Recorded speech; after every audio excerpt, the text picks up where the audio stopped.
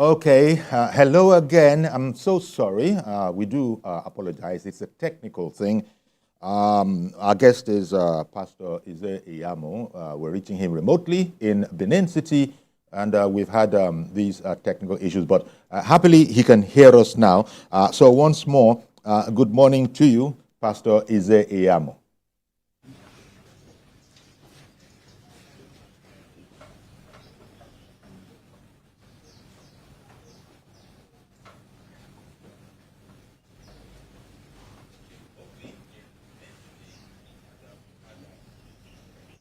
Well,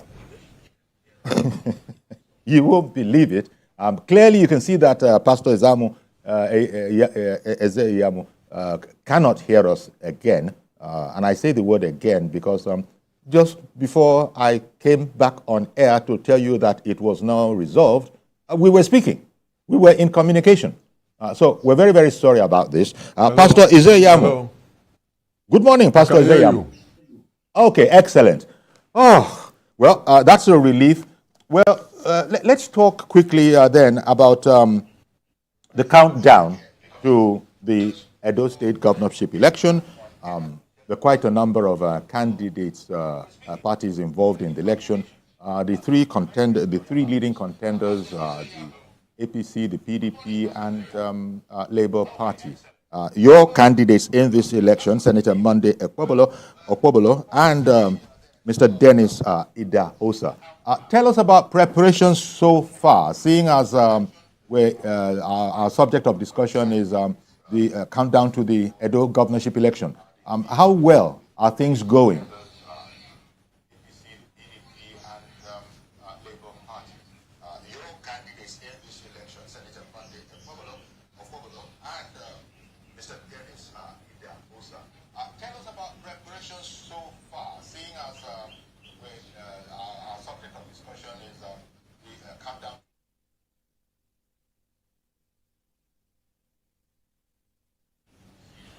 Well, good morning, and thank you for having me on this program.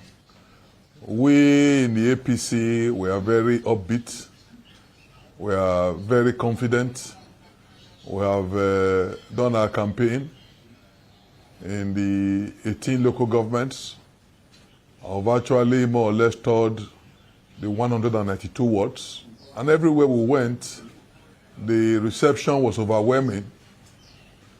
People were unanimous in their cry for change, and they believe that we have a candidate that will listen to them and that will bring the much needed change. So we are very confident that based on the campaign that we have done, based on the support that we have, there is no doubt, by the grace of God, on Saturday we'll emerge winner in the governorship election. Okay. Now, you have said, I mean, it's been reported that you're basing your campaign on the fact that the only meaningful development goes back to the time of former governor, now Senator, the former chairman of APC, Comrade Adams Oshiomhole. You say that was the last time that Edo State saw meaningful, progress, meaningful development. Is that, is that indeed the situation? Did we see that accurately? That the last time Edo saw progress was in the time of Adams Oshiomhole?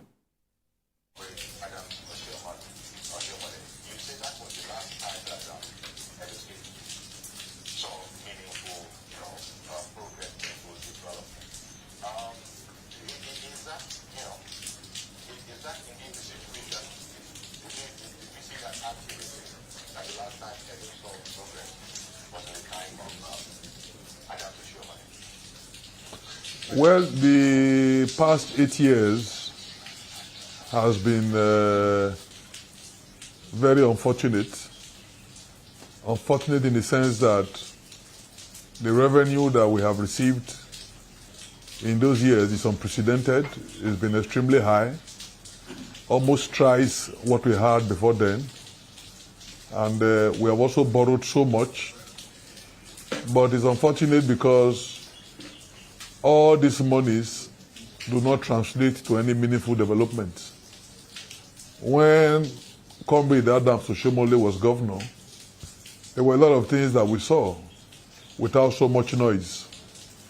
For example, we saw improvement in public schools, what people call the Red Roof Revolution. It actually even boosted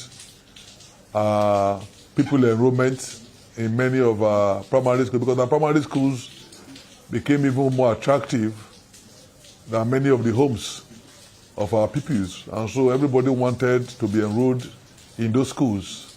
So every child was practically crying to go to public school. But today, all the schools are dilapidated. You don't see any new school being built. The old schools are not being rehabilitated. And worst of all, in many of those schools, there are no teachers. You can't talk about education, you can't talk about Edo best in the absence of teachers, and that is glaring. In agriculture, we have failed woefully. All we've been hearing about in the past 8 years are attempts to bring in investors who will go into mechanized farming. Our land has been taken away from our people. You know the one where I come from. All our land has been taken away and given to people who do not even have any history of farming. So we just believe that our land has been given to friends to resell to those who really need them. In Oshomole's time, industries came without us spending billions on MOU.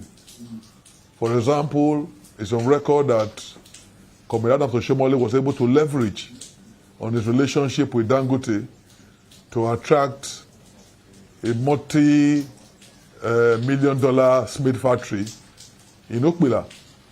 He was also able to get Boa Smith to come to our state. So we have two very big Smith companies in our state. And all these things were done without too much fanfare. Of course, you also know too that in the area of energy generation, Azura power plant came during Oshomole's time. Again, without billions being spent on MOU. And if you also remember, it was during this time that the Chinese found our state very attractive and began to invest here. And today, they are into ties, they are into steel manufacturing, and so many other areas around the Ikpoba axis of our state. All these things are not there anymore. There's glaring unemployment, security is in shambles, kidnapping is being done on a regular basis. I'm sure you all remember that only recently, even the state chairman of PDP was kidnapped, coming from government house. That would tell you the level of insecurity in our state. The health sector is nothing to write home about. The governor had promised that in the 192 wards of the state, he would establish primary health care centers. What we know today is that they don't exist. Even where they used to be, they are shut down. They are dilapidated. There are no doctors to even man them. There are no nurses to man them. There are no equipment.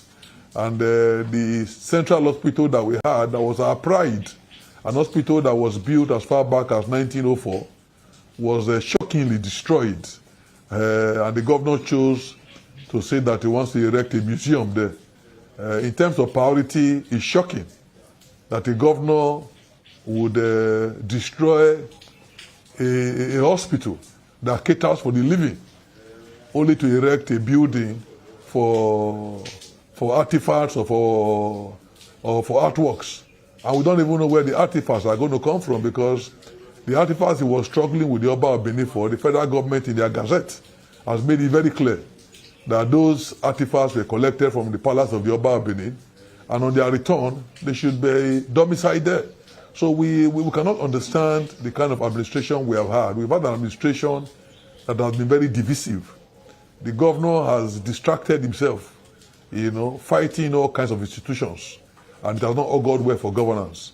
So in Oshomole's time, we saw respect for traditional institutions, we saw respect for the workforce, and we saw meaningful development. And of course, Oshomole also patronized the Edo people. Most of the jobs that he gave out were given to people who were domiciled in our state. But what we have now is contracts are being given to people who are not resident in our state, who have no business in our state. And so you have massive capital flight, and that has impoverished our people the more. So quite honestly, Oshomole's time appears to be the golden age. It was in Oshomole's time that we had any serious attempt at deflooding our state. You remember the stormwater project, which Governor Osagie abandoned. Some time ago, I read in the paper that he has spent $150 million to handle flooding in Oredo or in Benin City. That is ridiculous. That cannot be true. Because we know that every time it rains here, the states become impassable. And the flood is unbelievable. So quite honestly, nothing has been done here, despite the huge amount that has been collected. All we just hear are stories about MOUs being signed. But in terms of real concrete achievement, nothing is on ground. Thank you very much for that overview. In case you're just joining us, we're speaking with APC chieftain in Edo State, and that is Pastor Ize Iyamu. And we did have difficulties, but hopefully it's all clearing up now. The other thing I wanted to bring to your attention is the matter of the integrity of the upcoming elections.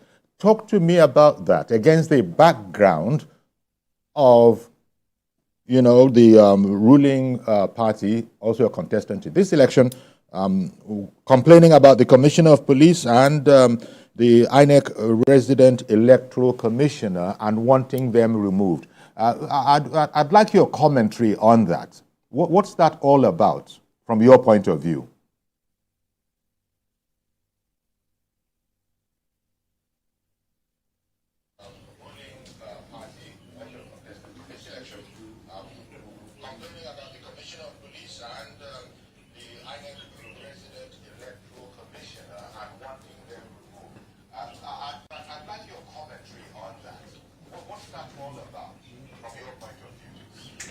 I think the governor is being haunted by his past.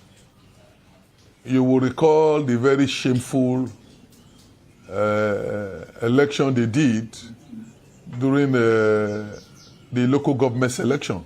I use that word carefully, election, because to call it an election would be an aberration. They used their security agencies to wreak havoc on people, including even those who were contesting against them. Their SEC, which is the State Electoral Commission, was at their beck and call. So I think these are all the stories that is making him believe that this election too might not go his way. I was at the stakeholders meeting that I called, and I was shocked when the chairman of PDP actually stood up to request that they want the result sheets to be signed by the administrative secretary of INEC. And the national chairman had to tell him that it was not their business to tell INEC who will sign the result sheet. That was the height of impunity for a participant to now dictate to the referee who will be the referees in the match, or how they would write the final result sheet.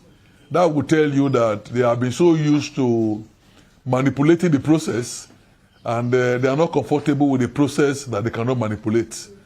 4 years ago, we had an election for governor between the APC and PDP.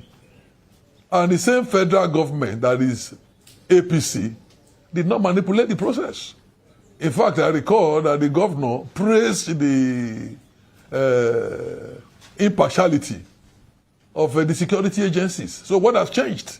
The only thing that has changed is that the governor has done his 8 years, and it's clear everywhere he has gone to that Edo people believe he has done badly. And because of that, he cannot be in a position to bring a successor, more or less a stranger, that has no track record, that nobody knows.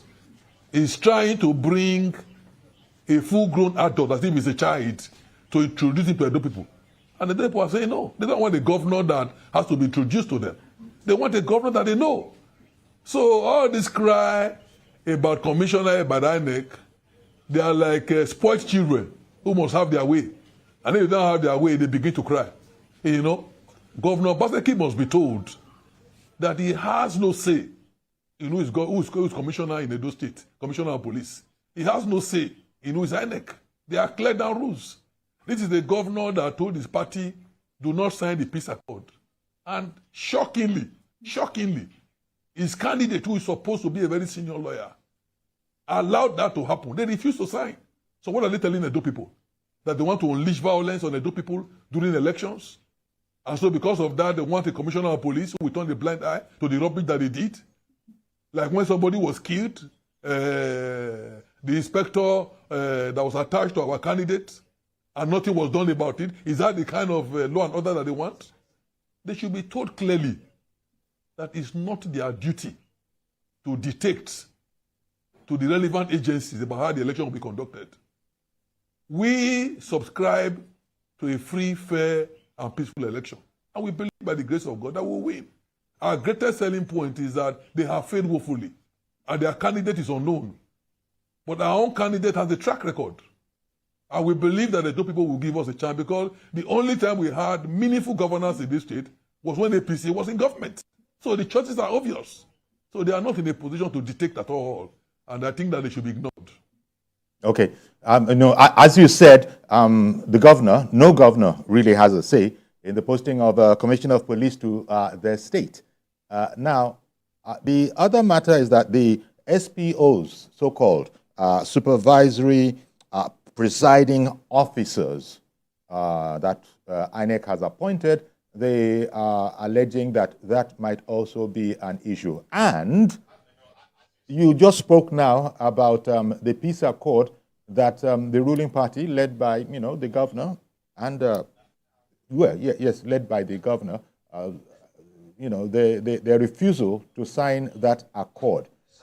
What do you think this means? What is the import, if anything, of this?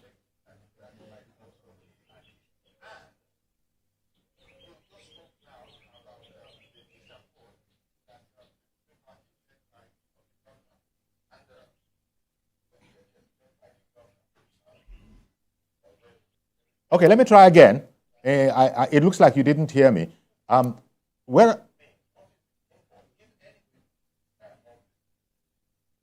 Whereas I understand. Okay, please continue. Go ahead. The peace accord, based on the instruction of Governor Obaseki, Asma Egodaro has nailed his defeat. He has made it clear that it's not his man, that whatever we will do will be determined by what Governor Obaseki dictates to him. Because I cannot imagine how you, as a contestant, will listen to a suggestion that says that you should not sign for peace during the election. That is ridiculous. So, for me, he has clearly shown that he's not his own man, and that perhaps in his gratitude for Obaseki bringing him to a strait he has abandoned all these years, he's willing to do anything that he tells him to do. Those states do not want a stooge. We do not want a puppet. We do not want a governor who do not have his mind. We do not want a governor who cannot dictate, who cannot differentiate between what is right and what is wrong. For us, signing that peace accord is a sign of good faith. If you want peace, sign that you want peace. Those people are peace-loving. I want the election to be very free, very fair, and very peaceful. So we are going to do everything to ensure that we play our part, and we want to encourage the security agencies to deal ruthlessly with anybody that tries to manipulate, intimidate, or harass the electorate on that day. People must be allowed to go and vote unmolested. They should be allowed to vote for who they want without inducement and without fear of favor. Still on the integrity of the upcoming election, these supervisory presiding officers that the ruling party also complained about. Your commentary on that.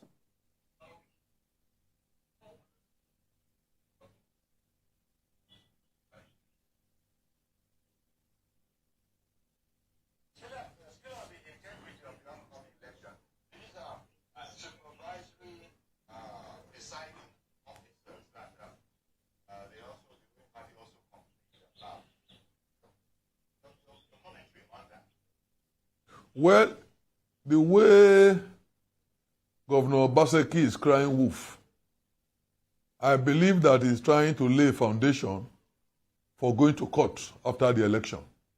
Well, I sympathize with him if he believes that there's no way he would win, but let him put the blame where the blame should be. The blame should not be on anybody tampering with the process. I want to tell you categorically that APC as a party has no hand in who becomes INEC officials. That is the purview of INEC. Osagie can be talking about that because when he had the opportunity to conduct local government elections, we know that everybody that was involved were card-carrying members of the PDP. But we do not follow that route. And we thank God that we have an independent electoral commission at the federal level who does what they do. And their own recruitment is their own recruitment. So I want to assure you that we are more interested in working, selling ourselves to the electorate, and getting their vote. We are not interested in trying to manipulate the process. And I want to tell even PDP members that by the cries of Governor Osagie, they too must realize that the man has given up. So those who are still wasting their time in PDP should realize that the governor has lost faith. So if I were them, the earlier they leave that sinking ship, the better for them, and join us to rescue the state. So you, from what you've just said, you have faith in the process. That's what you're saying. Whether it is the ability of the police to be in charge on the day, or the supervisory, presiding officers, all the security arrangements, you don't have any problem with that in your party.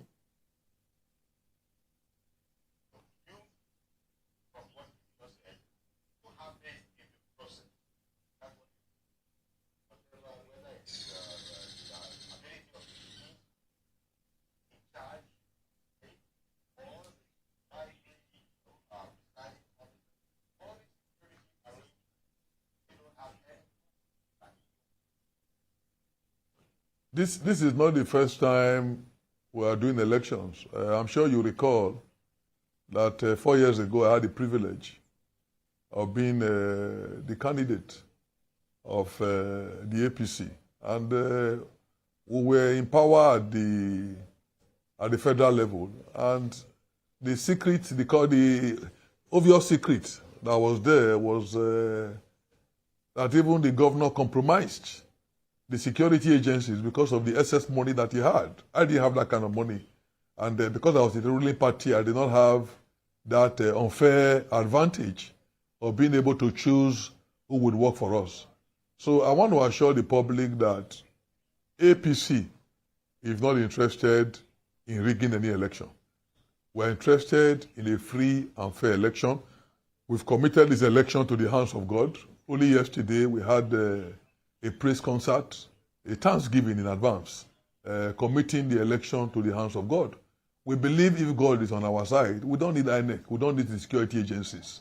Two people that we need is God Almighty, and they are two people.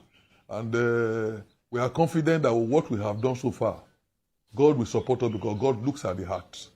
God sees the heart and he realizes that our candidate means well for Edo State. Edo people know Monday Okpewolo. They don't know the candidate of the PDP. They are still trying to sell him. All the billboards they have put in the state have not been able, to put their candidate in the house of Edo people. Because Edo people are asking this face, where was he before? What has he done for Edo people? And the answer is a big no. So we are very confident that after Saturday, we'll have cause to celebrate and even thank God more for the victory. In fact, underlying what you've just said is the expression we hear is right in Benin, Okpebolo, the man where we sabi.